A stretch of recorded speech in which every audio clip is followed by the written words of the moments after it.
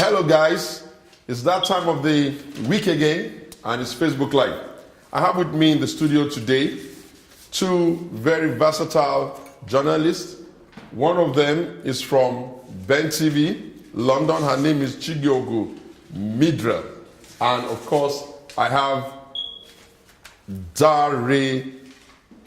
Oludare Richards from Guardian.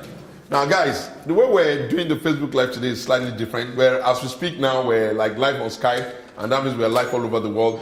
Good morning, London. I hear that you are all eager to hear and ask us questions. So I think we'll just go right away and dig our teeth into the agenda of today. Let's start with you, Dari. What's the first question you want to fire? London, you can join in with us. We're live with you. Let's go. Hey, good morning, Mr. Thank you for the introduction. Good morning, good morning. My first question is, Atiku is one of the highest employers of labor in Nigeria, private sector especially. How can he affect development in the public sector and public-private sector partner relationship? Well, one of the reasons why we suggest and we really push this agenda, and we pray and hope that everybody in Nigeria, including the People's Democratic Party and their delegates and the leadership and all of us all together, puts Atiku to be on the ballot for PDP so he can challenge the APC candidate, is because of jobs. Atiku has the prerequisite experience and he has demonstrated that his heart is with job creation. As of today, Atiku has created in excess of 50,000 direct jobs from his companies and more than 250, almost 300,000 jobs indirectly. And if you look at the way he situates those companies, you will understand that over and above the profit consideration, the major reasons why he creates them is for them to be growth pole, to create jobs and to increase value for our people. Some of these companies cover all of the sectors in the country. But that's not the only reason why we tell you Atiku can create jobs. The country, Nigeria itself, must always remember that in 1999, when Obasanjo and Atiku came in charge of the country, it was Atiku's responsibility to open up the economy, to create jobs for the Nigerian nation, and to get the Nigerian economy running on all cylinders. And he did a good job at that. You cannot quantify the number of jobs we have created directly from the telecom sector and indirectly because a lot of our people now can use telecommunication to leverage their businesses. I'm talking about the pepper seller, the meat seller, the farmer, and all of what you have within the telecommunication ecosystem and their users. Over and above the fact that if you look in the country today, you'll find out that you have a thriving private sector. It can do better. But most of the things you see there are things that were done under Atiku Abubakar when he realized that Nigeria could not continue to be funding businesses that were not delivering value for the country, neither were they delivering profit for the government, neither were they delivering employment or even sustainable growth. And he did the privatization. Too many areas I need to mention. Some of them, maybe the pension. You have a lot of pension funds administrators in the country. Go count all the jobs you find there. You put that down to Atiku. You have a lot of work going on in the procurement industry, and you have a very large and expansive and vibrant private sector procurement sector for the Nigerian nation. You put that to Atiku and the Procurement Act that he did. And you can go in almost every sector. You will see that you have EFCC, you have so many others. So what we see, when we say Atiku should come and job creation is the central thing, is because when you have a young population, and that population has an unemployment problem like an African country for Nigeria, which is what we are, and you have a poverty level that is very high, that significantly says that you are the poorest of the poor in the world, you have overtaken India, you need to put somebody in the helms of affair who's going to take job creation seriously. And for Atiku, job creation is going to be the central policy of his government. Why should you believe him? He's antecedent. He has demonstrated that his heart is with job creation. He has demonstrated that his heart is with private sector running and discipline in the economy. He has demonstrated that he's more a system player who puts in place systems that can work sustainably over time. Most of the things that is still working today within the confines of the relationship between the government and private sector are all down to Atiku. All right, sir. As a spokesman of Atiku, what do you have to tell us about your principal? Well, I say that's a very big question. If I could, I'd actually rather just give you a documentary of about 45 minutes to tell you the story of who Atiku is. Young man who came out like every other Nigerian, disadvantaged because his dad died very young. He comes from Jada in Adamawa State. If you look at the time when Atiku was born, which was about 70, 71 years ago, you can imagine how it would have been native authority run government, where the native authority would have been the ones that would be running their country, and he would have had his own challenges with trying to get educated and all of that, and then moved on very quickly from there. He lost his dad. Then again, he lost his only sister, so he was left with only his mother in a very cosmopolitan northern environment. So Atiku knows deprivation. And from there, he knew that getting to school and being serious in school was the only way out of poverty or whatever he wanted to do, and he was very dedicated. He moved on from there very, very quickly to join the customs service, where he was very distinguished. It is on record that Atiku was one of the very first super cop in this country who had great exploits in managing, smuggling around the northern borders, until he was actually given a special commission to take care of that. Then people must also remember that Atiku was a super cop who busted 28 million briefcases in the airport that belonged to you-know-who, and made sure that that will not go in this country as a super cop.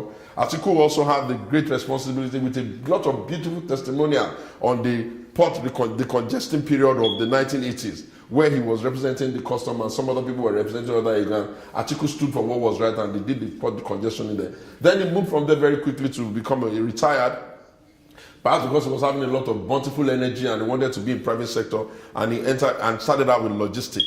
Before logistics, he did real estate. Before real estate, he did transportation. So Atiku seemed to be the kind of person that commits himself. And then eventually he joined politics underneath the mentorship of Showunmi, the pan-Nigerian leader of his own time, who selected a few young people all over the country and tried to mentor them. And in a very, very short time, Atiku became top of the class, and he became the de facto number 2, running all the way to 1992 when he contested for the presidential primaries under the SDP with the revered MK Abiola of blessed memory, Bamanga Chuko, who's still around now, and Atiku coming third. And when it came to a runoff, it was Atiku who stood with national integrity and integration and backed Abiola with his votes, and the rest they say is history. He moved on very quickly from there, remaining with the opposition, with progressive sector of the country, and suffered whatever they needed to suffer with June 12. Long and short of it, his businesses were affected. He had to go on exile. He went on exile, stayed in England, then America, stayed with democratic forces, came back and challenged for power, stabilized and organized the PDP in his formative years, and lo and behold, he won the governorship of his state, Adamawa, and then moved very, very quickly from that. The person who had won the presidency, invited him to come and be vice presidential candidate for him. So they ran on a joint ticket, and the first couple of years, it was wonderful. Of course, you all know what he had done in the country, standing against anything that was anti-Nigeria, stood against Totem, stood against an idea that meant that you could easily be sidelining people or preventing them from contesting the election by challenging for election in 2007 and going all the way to the Supreme Court to ensure that the Electoral Act will not be violated, and anybody who wanted to contest will contest. Moved very, very quickly, joined other parties to form the APC, so that Nigeria now has 2 alternative parties, one national PDP and one national APC, and therefore Nigeria's democracy is balanced. He's a family man. His first set of children are mostly, they are half Yorubas. He has also an Igbo wife who has kids for him. He has a wife within the allowance of Islam. He's entitled to 4 wives. I think he's also married to the princess of Adamawa. So you see, Atiku is not a tribalist. And he has then moved on from there. He remains a businessman. He promotes education. He has a full genre of education up to the tertiary institution with American University. And then he's obviously a pan-Nigerian person who builds a lot of goodwill across the nation. Atiku goes everywhere in Nigeria, and people just receive him as if he's one of their own. In Yoruba land, he's their son, because when you've been married to their daughter for more than 30 years, you are literally their son. In Igbo land, he's their in-law. In the South, he's their business partner who's been doing business with them for more than 30 years without any issue. In the Middle Belt, he has the highest title that can be given to anybody in Tiv land. In the Northern Conservative element, he is a prince. He's the Waziri of Adamawa. For the business community, he's a partner. He's also a businessman who understands the dictates of how businesses run. For the politician, he's a consummate politician who has built bridges across line. Atiku is one presidential candidate that once he emerges, almost every part of the country will line behind him. Why? Because he's been around and he's been all over. So who is Atiku? Atiku is a fine gentleman. He's a man of intellect. He's a man of idea. He's a man of vision. I can go on and on and on. That's who Atiku Abubakar is. Okay, on security. Yes. It's quite a challenge right now, and even the ECOWAS is involved, even before President Buhari became the head there. What's your take on the challenges? One of the reasons why I know that Atiku is the right candidate for now to get Nigeria ready in a transformational leadership level is one of the reasons is because of that security. What will Atiku do differently is the question. First of all, the security challenge that Nigeria has today borders on critically three things.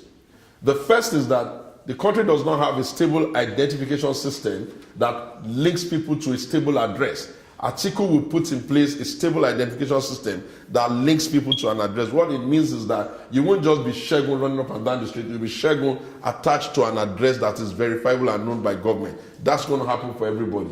What that does is that it makes sure that we can find all Nigerians, we can find everybody where they are, and the homeless, we can also find them. That will reduce the ability for people to get away with crime.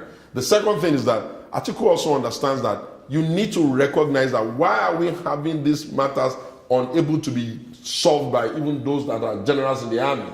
It is simply because most of these issues have to do with cross-border challenges. What do I mean by cross-border challenges? It is the way people, goods and services, small arms, illegal immigrants, criminal elements move in and out of our borders with ease. For you to be able to manage cross-border issues, you need someone like Atiku, who thankfully already has enough experience as a customs officer working across all our border. He's done exploits around the semi-border.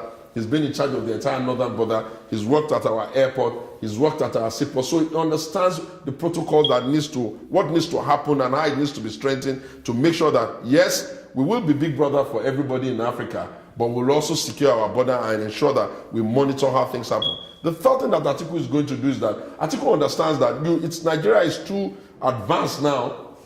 It must review its security protocol. One of the things it must do is that it must immediately, he becomes president, is going to call for a security audit. A proper security audit is one that looks at the security challenges of now and the future and figures out what needs to happen with our security architecture to make it align.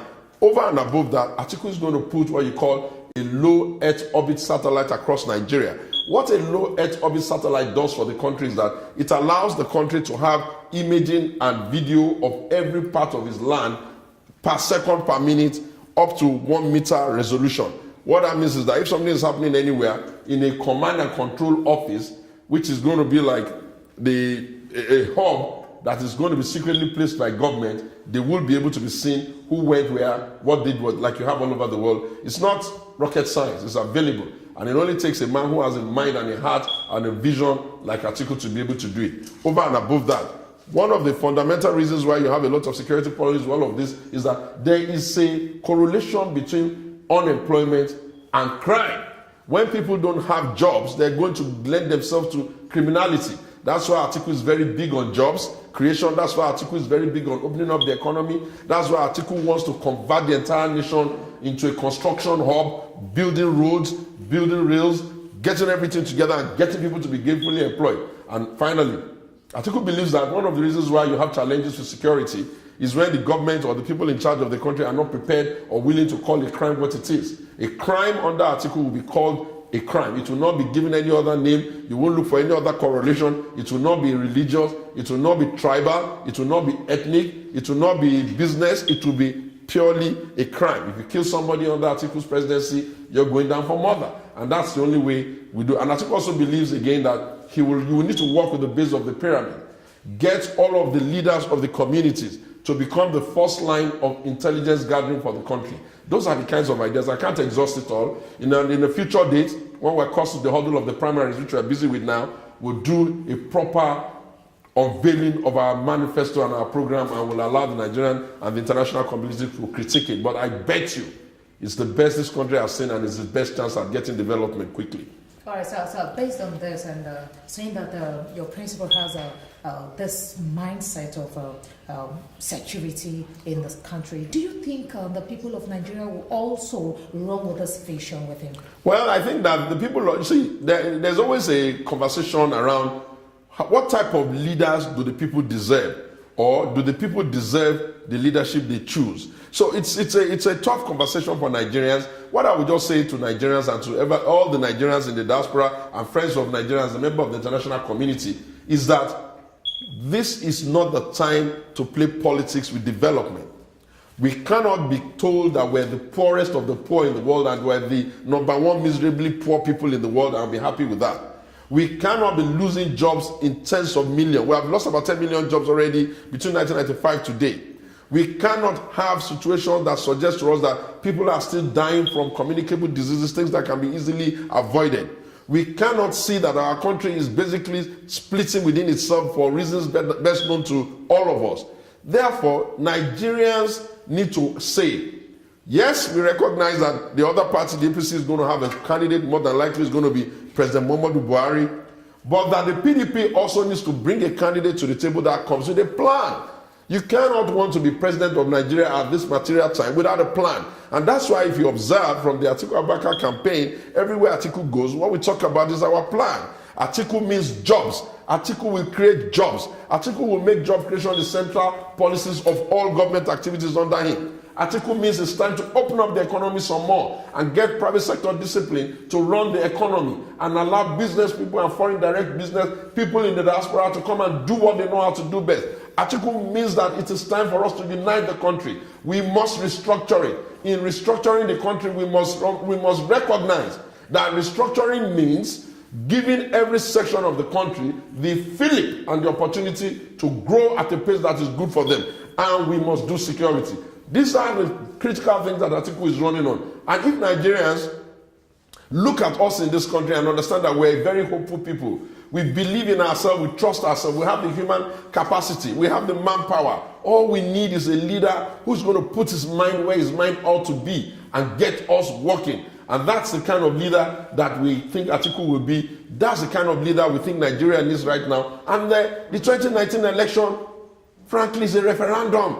It's no longer an election. It's no longer even about Atiku. It's about status quo and how to get things working. It's about dividing the country or how to get everybody united. It's about getting people dying every day or how we're going to make sure that we secure the country. It's about hopelessness or how we're going to infuse hope. It's about poverty or what we're going to put food on the table. It is a referendum.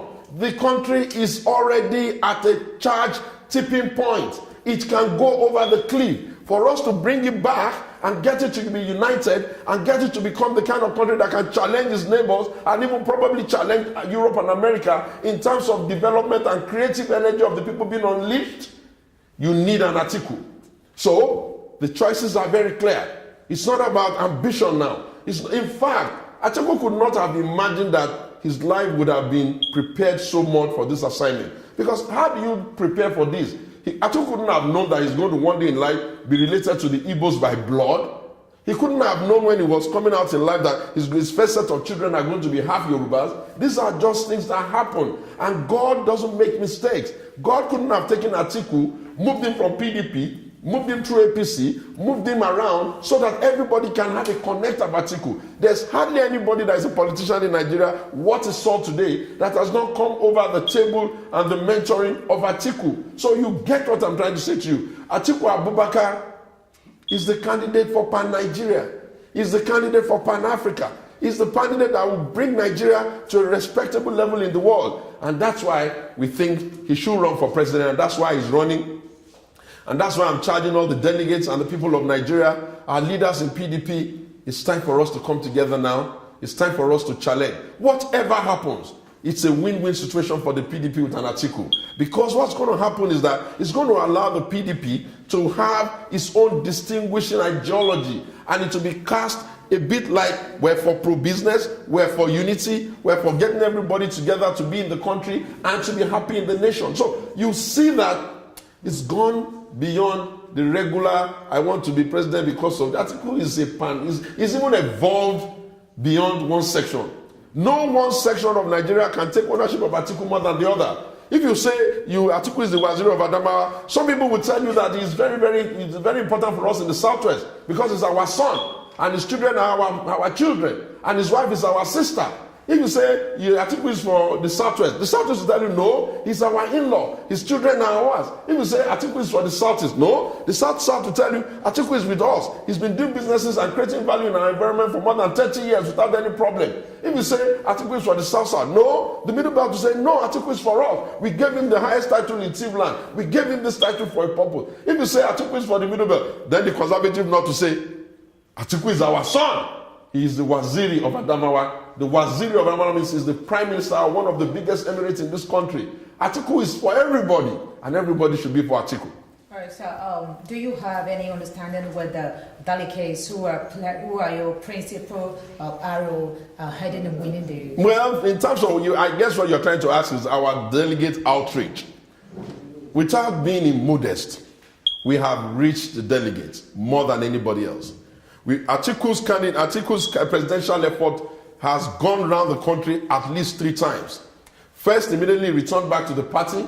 He went around the country to stabilize and beg people to stay calm and remain in the party. He reached out to delegates, reached out to leaders, visited the leaders. Then when he started his campaign, he's visited all the governors, he's visited all the stakeholders, he's gone around the delegates. He's put structures in place. He has structures almost in every ward. At the last count, independent campaign groups that are running for Atiku now, they're close to 2,000. And some of them are doing fantastic work. You have the Reservation 777, you have Atiku Nation, you have the Atikuis, you have All for Niger Atiku, you have ALDI, too many to mention. And each of these groups are not staying in the headquarters. They are percolating down to the base of the pyramid. When I counted it, and I tried to collapse all their metrics together, only from Atiku Care Foundation alone, they had 20 million on their database. By the time I pulled every other thing together, I'm already looking at a whopping 60 million. And okay, we don't know how they'll behave and how responsible they'll be. But one thing is sure, if they are funding themselves, if they are running with themselves, if they are pushing themselves, if they are driving themselves, if they are saying it's Atiku, if they go to the extent of buying forms with their own money and nobody's faking it here, if they go to that extent, you must know that they themselves are aware that based on the agenda, that's the man for them. So for the delegate, we're reaching them, we'll still reach them some more, we're pleading with them for a second. All of us in Nigeria should say, what is the way forward? The way forward must be a distinguishing, differentiating point of view that distinguishes one presidential candidate from the other. What distinguishes Atiku from Buhari is cultural. While one is parochial, one is pan-Nigeria. While one is tribal and ethnic, one belongs to all. While one makes life difficult for businesses, slamming them with taxes every day, one is opening up the economy and saying there is a business-like way of engaging business. While one is eager to run up and down the world, including America, so that they can give him a tap in the back, and yet they are calling him lifeless, one is saying Nigeria is about Nigeria. It is time for Nigeria to take its rightful place in the nation. One is saying, I will create jobs. I mean jobs. I will open up the economy. Everyone will be thriving. While one doesn't know his position on restructuring, while one is going up and down, saying in the morning, disagree in the evening, talk in America, disagree in Nigeria, play politics with restructuring. Atiku has been shouting restructuring since 1995. So Nigerians, we will only get the leader we work for. And the leader we work for is going to give us the kind of leadership we deserve. And if you ask me, cut through all the cheese, reduce all the lies, leave out the propaganda. You need to ask yourself one question. Who do you trust to restructure and give us a united Nigeria?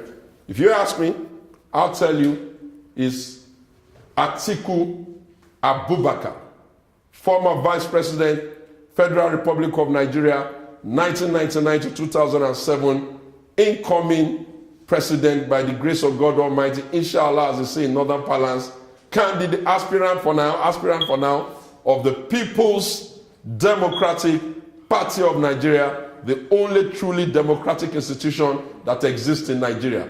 Thank you.